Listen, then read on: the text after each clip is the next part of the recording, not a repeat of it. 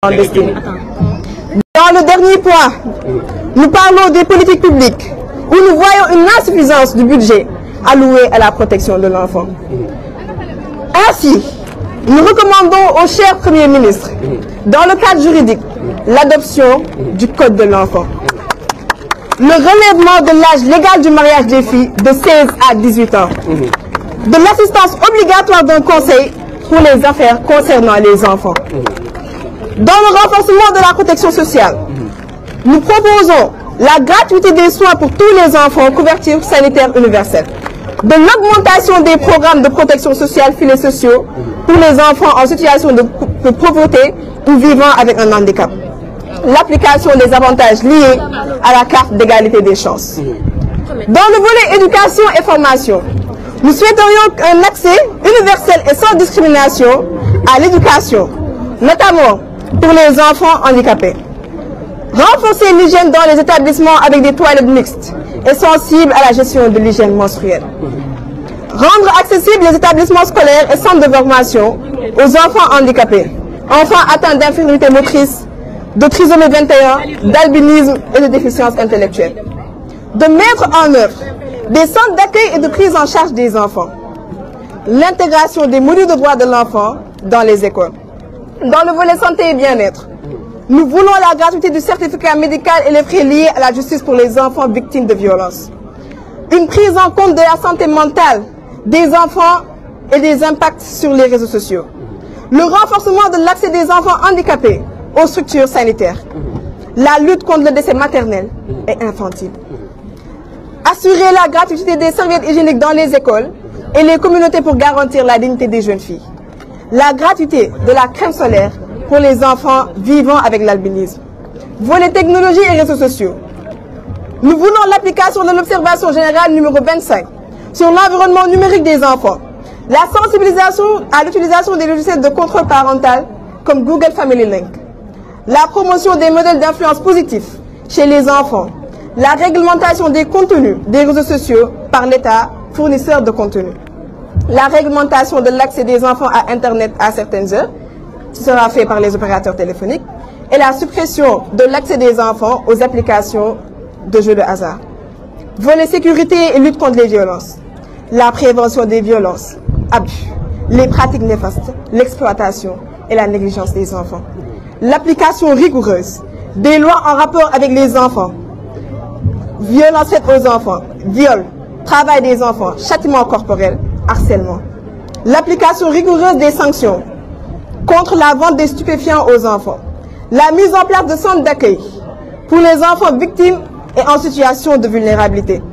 Le renforcement de la protection des enfants victimes en danger, témoins et en conflit avec la loi. La sensibilisation de la population afin de mettre fin à la stigmatisation, aux discriminations et aux violences que subissent les enfants handicapés au quotidien. Et pour finir avec les politiques publiques, la redynamisation du comité intersectoriel national de la protection de l'enfant qui est présidé par le Premier ministre Ousmane Sonko. L'augmentation du budget alloué à la protection des enfants. Chers tous, je ne pourrais terminer mes propos sans dire que ce mémorandum a été écrit par tous les enfants du Sénégal. Mais on s'était organisé en un comité pilote. C'est ces 8 personnes que vous voyez ici. Et je peux vous dire que c'est au dernier moment qu'on a su que ce serait une seule personne qui allait parler. Mais je trouve que chacun était venu avec un cri de cœur. Et j'aimerais, si possible, qu'on les laisse partager leur cri de cœur. Merci. Ah, monsieur le Premier ministre, dégg nga sa doom jooju xam nga xale bi def na assise yi xam nga tey boo doon woote conseil présidentiel wala conseil de nga interministériel xale bi daf ci am kër bu rëy loolu mu wax nag mooy li nga xam ne moo ñu dal léegi nag ñu ngi jox nag kàddu le représentant technique et financier société civile buñ fi nekkee ñu nekk di kàddu l'UNICEF ba ñëpp toog nag léegi di suñu xale yi yéen ñëpp toog leen parce que am na place voilà day toog yéen ñëpp ku mënul toog nag ci ginnaaw micro bi lépp waaw na ñëpp toog na ñëpp toog na xale yi toog na xale yi toog le temps ñu yóbbu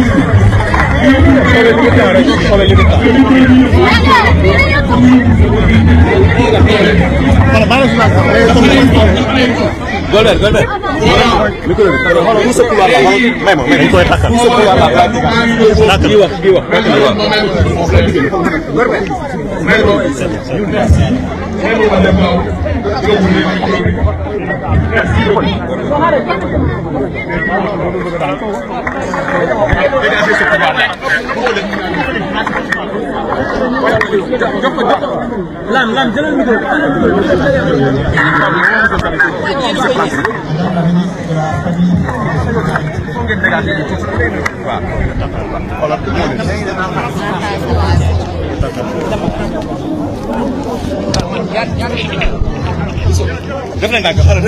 On va vous organiser un truc. Il y a avancé, mais j'ai l'image. Mais la dame là, elle sent. D'accord, mais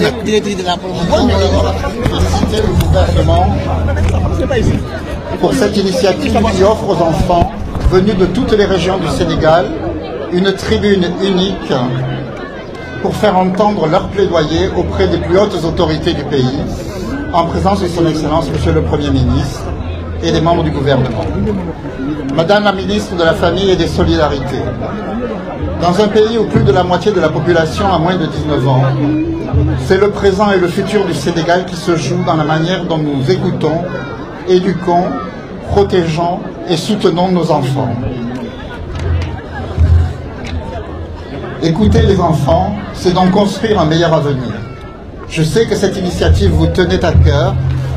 et je tenais sincèrement à vous remercier pour votre engagement et celui de vos équipes pour amplifier la voix des enfants. Cette marche est bien plus qu'un symbole. C'est une marche d'espoir et de vérité à travers laquelle les enfants nous rappellent que leurs droits ne sont pas négociables.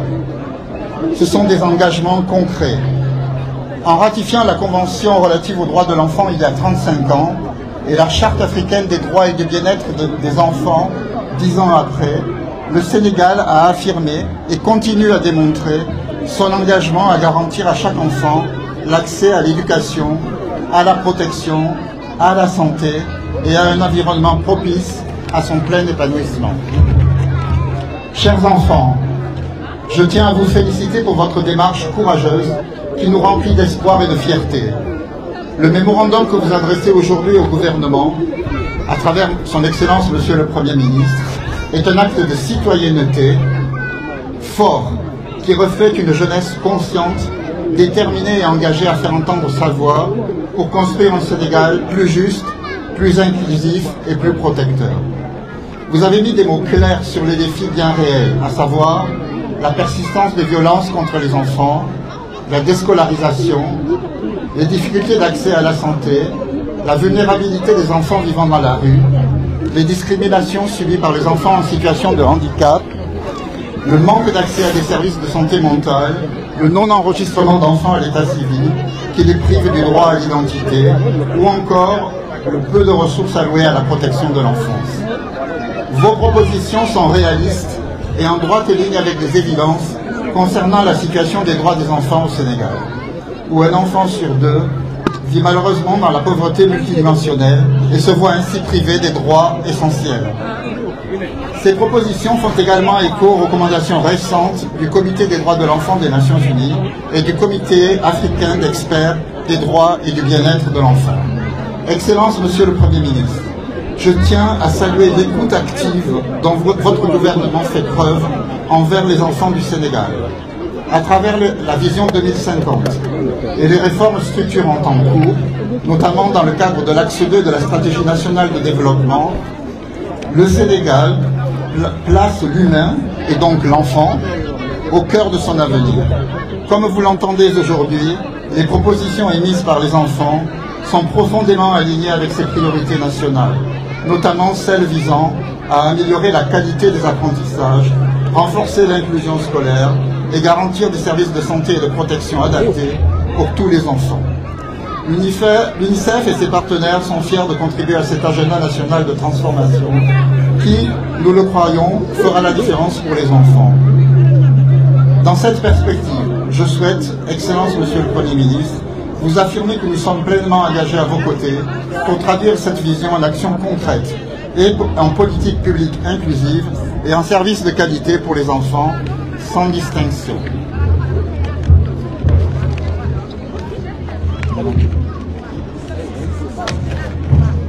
Je ne terminerai pas mon propos sans souhaiter une bonne fête à tous les enfants qui sont réunis aujourd'hui ici et en réitérer tous mes remerciements au gouvernement sénégalais et à vous en particulier, Excellence, pour le temps et l'attention que vous avez accordé à ces enfants. Merci. Merci beaucoup. Au nom de tous les enfants du Sénégal, nous vous disons merci et merci à tout le personnel également de l'UNICEF. Gis nañ taxawaay bi gis nañ également ni ngeen jàppale doomu Sénégal lu am solo yi nga xamante ni yéen a ngi koy def. Merci beaucoup également à Madame Sonko qui a bien voulu venir soutenir ses enfants mi ngi ñëw ànd ak ni ma bëgg ngeen may ko loxo bu baax a baax a baax ku ko xam-xam li nga xamante ni noonu la bëggee xale yi waaye tam message yi nga xamante ni xale yi bëgg nañ ko wax ko bind ko ngir jëppal ko suñu premier ministre tey lu am solo lool une façon de dire merci à suñu ministre de la famille et des solidarités moom kenn demul mu des ba bëgg ngeen mayaat ko loxo bu baax a baax jàmbaaru jigéen ji ki nga xamante ni moom it bàyyiwul xale yi bàyyiwul mag ñi bàyyiwul jigéen ñi waaye bu jot naa tamit ngeen may loxo ki nga xamante ni mooy la directrice de la promotion des droits de la protection des enfants ci liggéey bu am solo bi nga xamante ni mi ngi koy def léegi nag nous demandons aux journalistes nous demandons également voilà ak ñi nga xamante ni ñoo taxaw nii ngir ñu am mën a joxe mémorandum bi parce que bu ñu toog ñun ñëpp xale yi duñ leen mën a gis donc ñu bëgg ngeen sukk ndànk bi ci kanam xale bi dox ndànk dañ yóbbu li nga xamante ni mooy mémorandum bi une façon également de dire merci à tous nos partenaires toutes ces personnes qui ont bien voulu nous aider la réussite de cette cérémonie la remise de ce mémorandum Mohamed jërëjëf ñaatam comme ni ko waxee rek mooy ñuy gërëm di sant ki nga xam ne mooy monsieur le premier ministre monsieur Ousmane Sonko ak yaayu xale yi di madame la ministre de la famille et des solidarités lii am na solo parce que day fàttali kat fàttali nit ñi xale yi dañoo am àq ak yooyu xale yi li ko waxee sax mooy bëgg nañu jàngi bëgg nañu pour génération bi bëgg nañu aussi accompagnement bu am solo par rapport à la prise en charge donc ñu ngi leen di gërëm di leen sant bu baax a baax ñaata merci beaucoup Mohamed yow tamit ñu félicité la bu baax waaye tamit félicité képp koo xamante ne tey sa loxo dugg na ci ñu ci mel ni waa UNICEF ñu ci mel ni waa CONAM di remercier au commissariat des droits humains une façon de dire merci à UDCN et Nabel Promoville di remercier waa Secours Islamique France merci à waa CONAF Diallo aussi à Chipscra Sonatel merci à CE2, CSU, couverture universelle. Merci à Pumon, PUDC, FSM, EMPN. Kon nag xale bi mi ngi joxe mémorandum bi te dama bëgg waa fédération également ñu ngi leen di remercier bu baax kon may leen loxo xale bi bu baax a baax ndax mi ngi noonu di dem ci suñu premier ministre ngir jox ko li nga xamante ni mooy mémorandum bi léegi nag li ci des mbokk mi mooy ñu def place daal di jox suñu premier ministre. naka la tudd mu yeggee ko mention spéciale à tous ces enfants en situation de handicap qui ont bien voulu venir marcher avec nous pour présenter ce mémorandum. Merci beaucoup. Nous passons la parole à monsieur Ousmane Sonko, Premier ministre du Sénégal.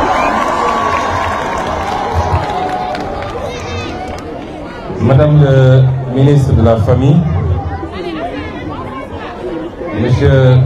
le représentant de l'UNICEF, Monsieur et Madame les représentants des partenaires du Sénégal, Monsieur et Dames de la société civile, collaborateurs des différentes autorités ici présentes, chers enfants, ñoo ngi teew fii ci jotaay bi ak mbégte bu rëy a rëy gannaaw bu ñu ndokkelee madame le ministre ci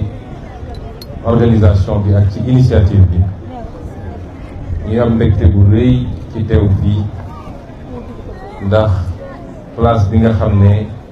moom la tout tànk yi am ci ñun personnellement waaye ci lépp loo xam ne lu ñuy xàll la di ko liggéey ci wàllu état ndax ñun dañu gëm ni réew mi bu doon téeméer la juróom-ñeent fukk yi ci solo laa waxuma ci lim juróom-ñeent fukk yi yéen la ndaw ñi yéenay kayu réew mi waaye yéenay ëllëgu réew mi moo tax ci suñu liggéey da ngeen di dégg toujours ñu ne leen ñun liggéeyuñu pour le prochain mandat waaye ñi ngi liggéey pour la prochaine génération ñaar yooyu wute na bëgg nañu te mooy li ñuy liggéey fi mu toll nii ñun suñu génération yi la ñu dund ci jafe-jafe dañuy toll ci seeni at yéen dund ko ci bi ñu weesoo at yooyu ba tey di ko dund ci at yi ñu toll lay suñu mbébét te tax ñu sonn ci li ñuy sonn mooy yéen dans 10 ans dans 15 ans dans 20 ans ngeen toll fu ngeen di soxlee seen bopp war a dox ñiy doxal réew mi ngeen bañ fee fekk jafe-jafe yooyu loolu la ñuy wax liggéey pour la prochaine génération moo tax man wax ak yéen ndaw ñi moo ma ëppal solo fuuf wax ak mag ñi ndax bu ngeen comprendre enjeu yi rek ñun dinañu am yaakaar ni graine bi ñu semé dara mënatu koo tee nekk baobab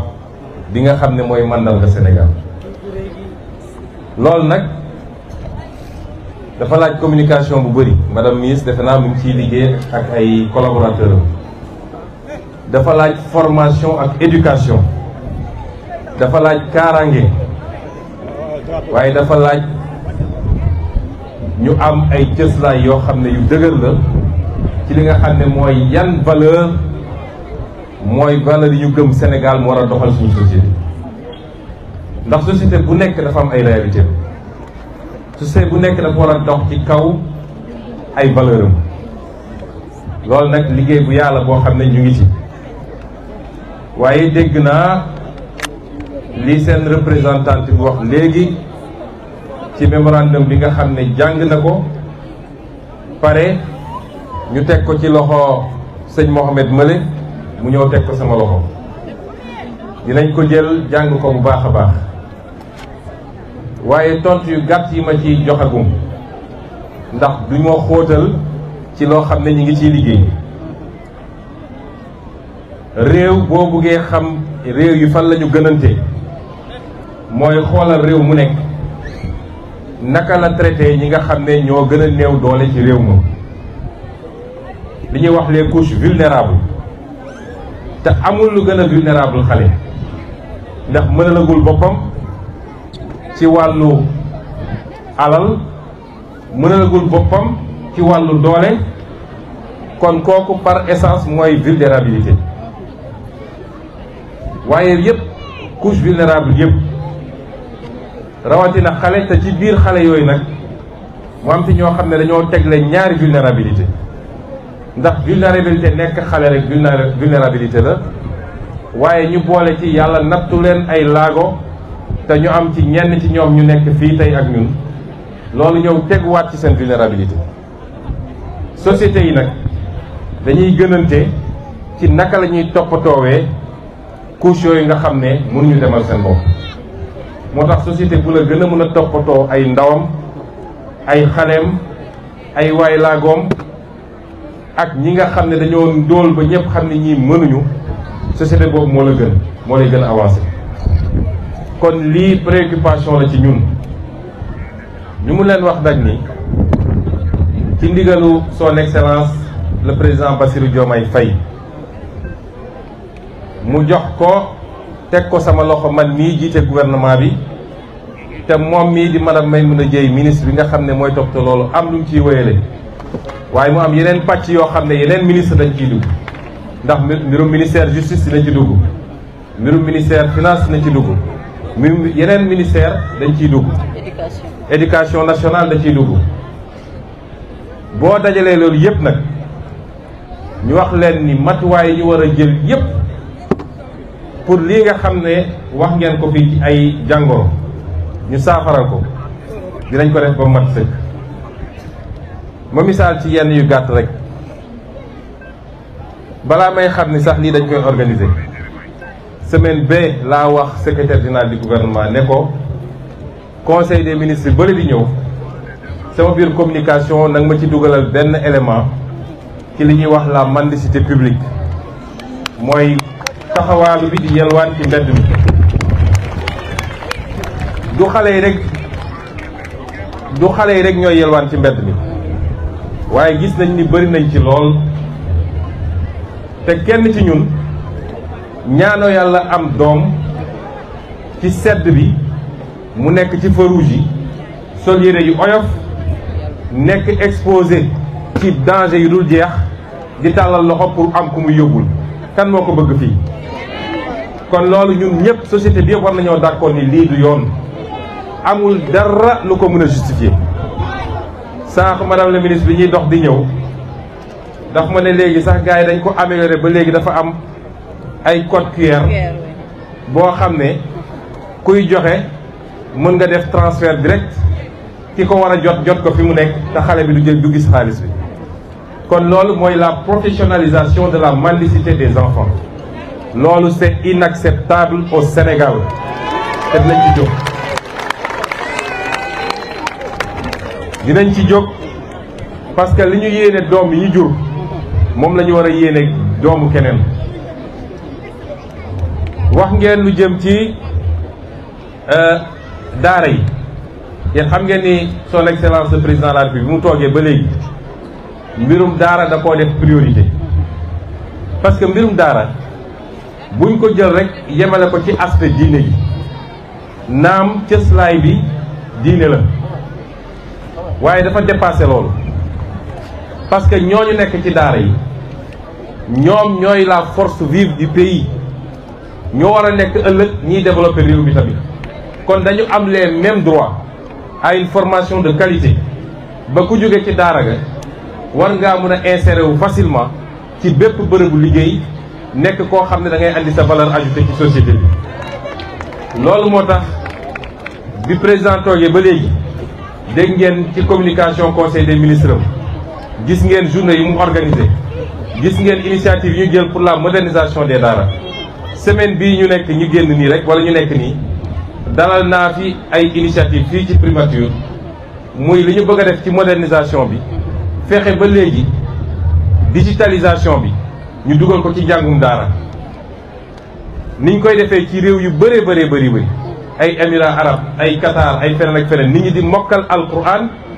ndongo gu nekk mën a yor tablette am kiy jàngale nekk miy jàngale di leen jàngal te duñu am exposition warula leen dajale ci bërëb boo xam ne mënoo leen fa dajale ñi am capitaine gi nga xam ne mën nañu dajale ay xale ci bërëb ñu def ko ku ko amul nga bañ a dugg ci loolu mais ñu ut yeneen moyens yoo xam ne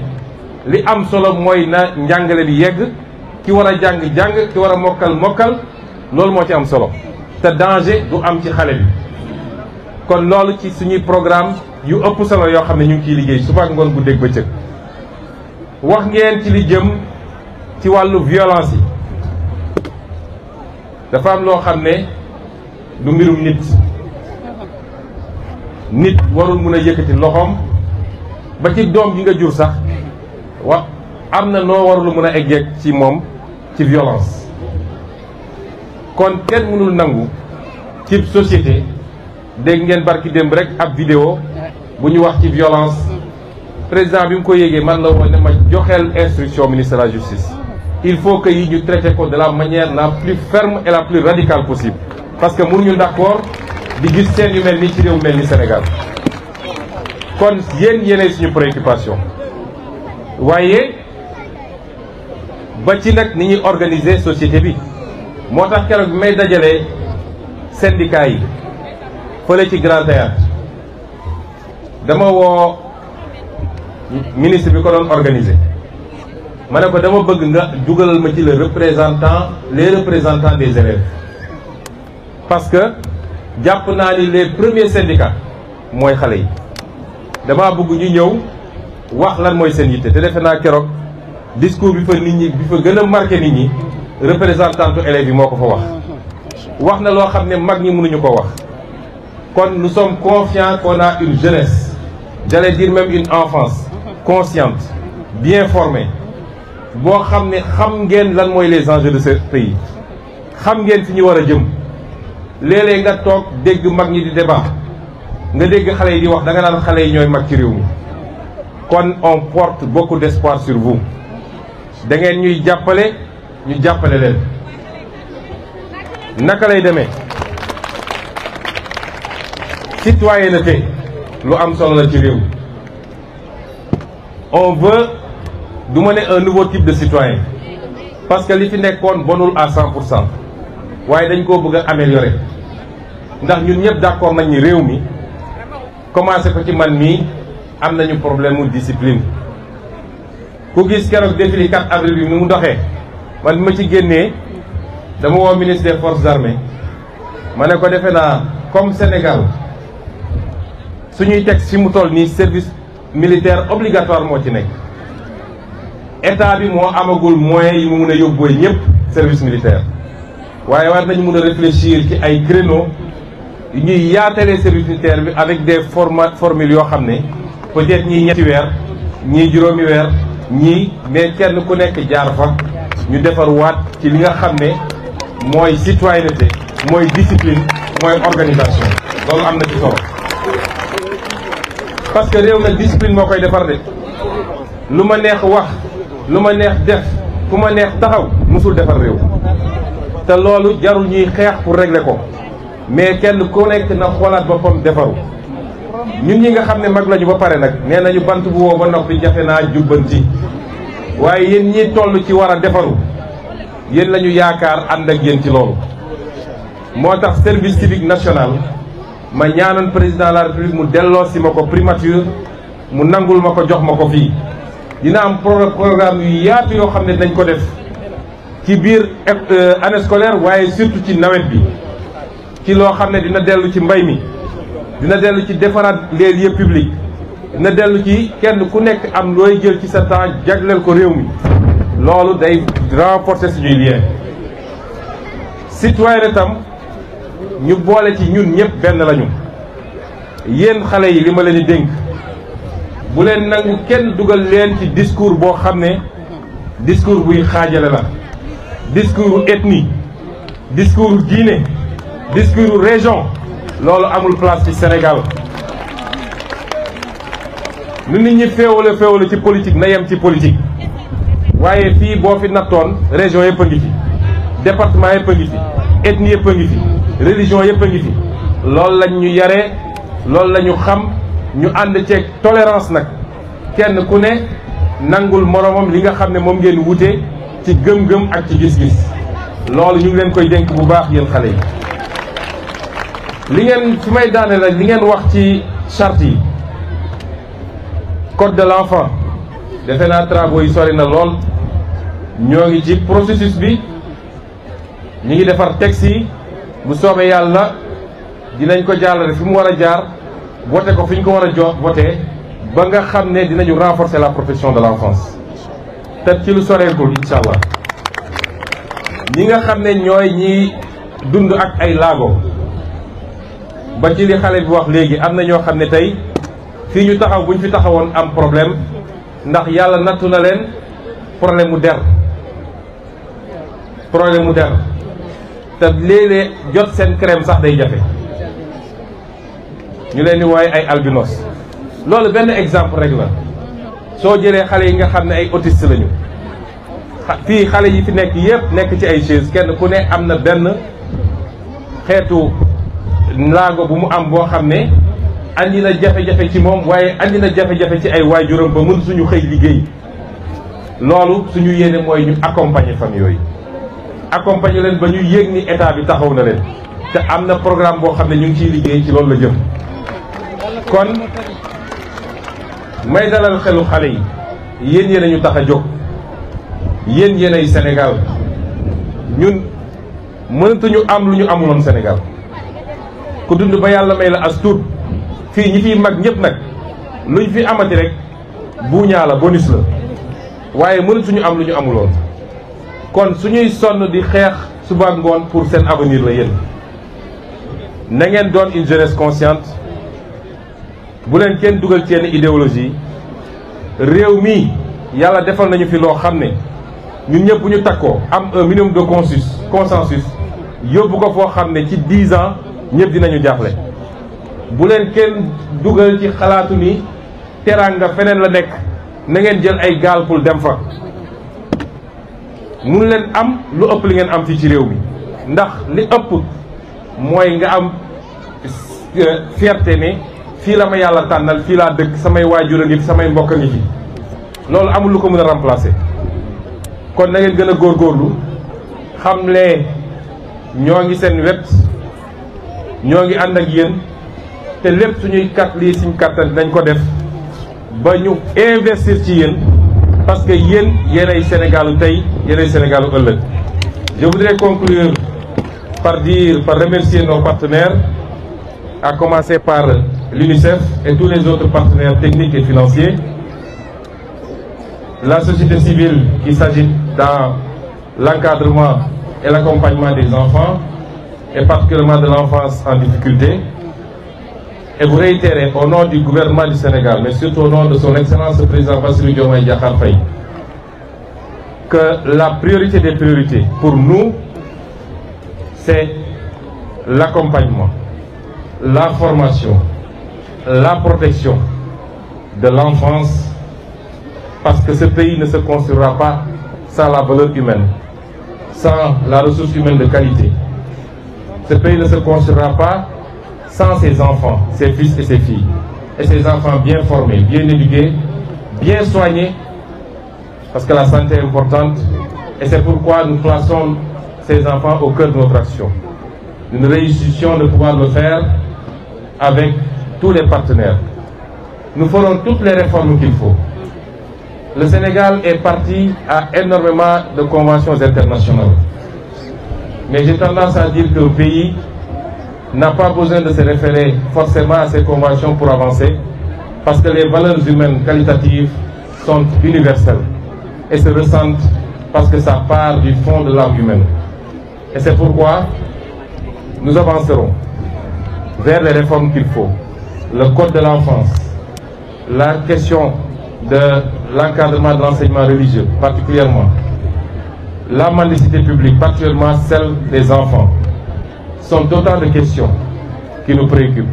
mais également la santé des enfants. L'intervenant tout à l'heure a parlé de la gratuité des soins pour les enfants jusqu'à un certain âge. C'est un projet à étudier, à envisager, parce qu'une jeunesse saine, spirituellement, intellectuellement, mais une jeunesse saine physiquement, est la meilleure garantie. Plus que les ressources naturelles, plus que les capacités budgétaires, la meilleure garantie, c'est une jeunesse bien formée, saine, physiquement, spirituellement, intellectuellement. Cette jeunesse-là qui bâtit un pays, cette jeunesse-là qui développe un pays. C'est pourquoi nous allons investir encore dans cette jeunesse et particulièrement dans cette enfance. Je vous remercie beaucoup et vous souhaite un bon retour chez vous. Merci beaucoup, Monsieur le Premier ministre, Monsieur Ousmane Sonko. Alors, ñu xaar rek ndax fédération sénégalaise des randonnées du Sénégal dañ ko war a jox benn cadeau, donc ñu bàyyi leen ñu dugg. Et s'il vous plaît, mesdames et messieurs, xale yi dugg ak laago ñoom la ñu teg ci chaise yi ci kanam. Nous vous demanderons s'il vous plaît de ne pas avancer vers le Premier ministre. ñu ngi leen di ñaan ndaxte bu ñu demee di ngeen leen gaañ. Donc ku ci nekk fi nga nekk na nga taxaw. Ñuy ñaan également la Fédération sénégalaise des randonnées du Sénégal ñu avancer vers le Premier ministre pour lui remettre un cadeau. Voilà, donc mi ngi noonu di avancé di dem maanaam nag di wax ni li fi premier ministre wax dal na xel tey boo ko déggee mu mel ni tey xale yu doléances yi nga xamante ni tey émettre nañ ko yëpp la majeure partie mel na ni saafara wu na ba pare donc ñuy wax également